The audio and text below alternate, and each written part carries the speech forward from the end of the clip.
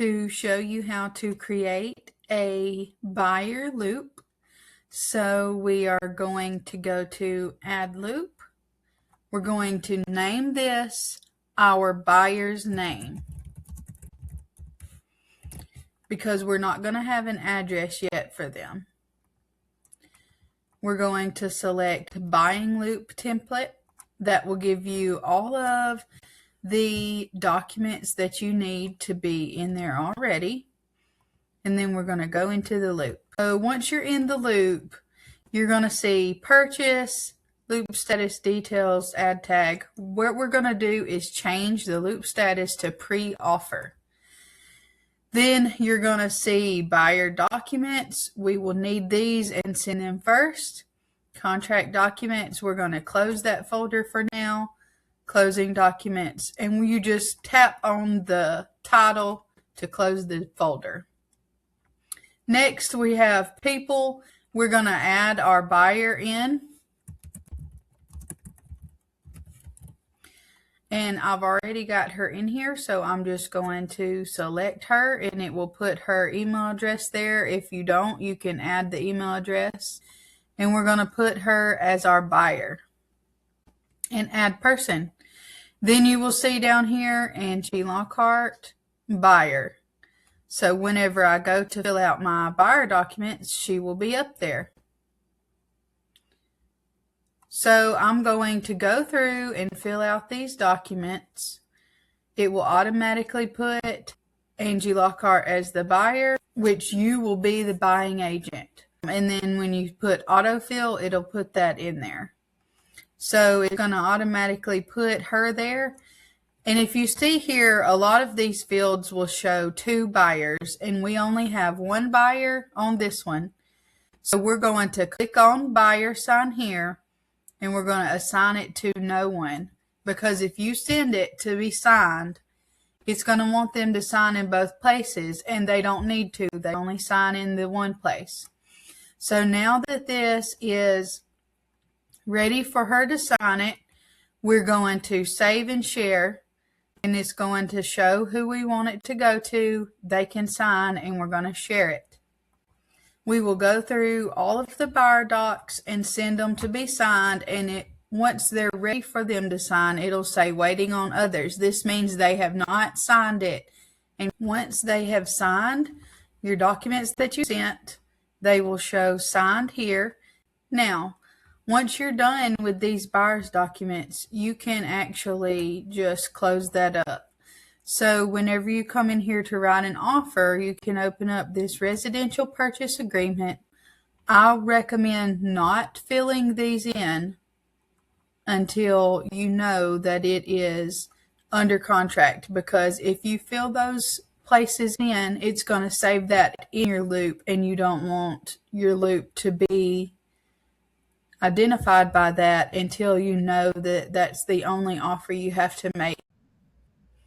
Now, once you've filled out your residential purchase agreement, which would be your offer, you're going to share it to the person you want to sign.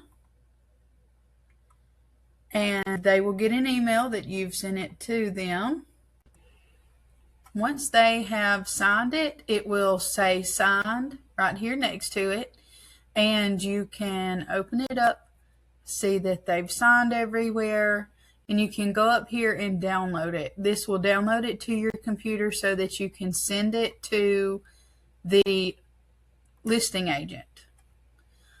If that offer is not accepted and you go to see another house and you want to make an offer on another house, there's 2 ways that we can go about this. So we can either leave this in this folder, and we can rename this, and we can put the address in there.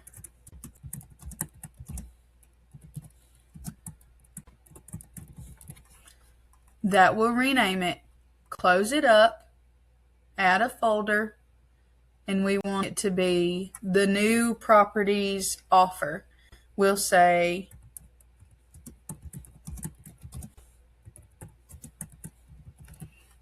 go to templates, go to buying documents, and you can scroll through here and you can find whatever documents it is that you need. So right now we need a purchase agreement and a net sheet.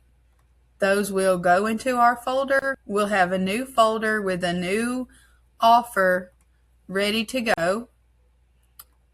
It'll be blank. You can start all over with it. It'll have your blank net sheet.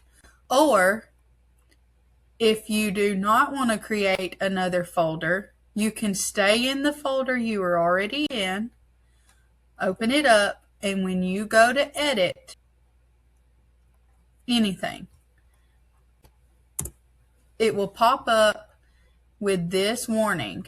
Are you sure you want to edit the form? If you do want to edit the form, this will clear out everything that was signed. So you will no longer be able to see that offer in here. If you have a copy of the offer that you have sent in an email, that's fine. You can still go back to that. That's a PDF, but it will not be in the loop anymore. So you do want to clear out the form. You can start with a new address. You can go in here and change the purchase price or whatever, and then you can save it and share it, send it for them to sign. Once they sign it, it'll be in here in this folder. You can do this as many times as you need to. It will clear every time. Or you can make a new folder for each offer that you have. The only thing that I ask you to do is only submit to me the folder for the finalized contract.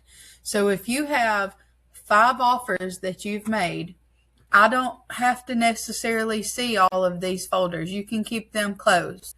But I do need you to have me a folder that says contract.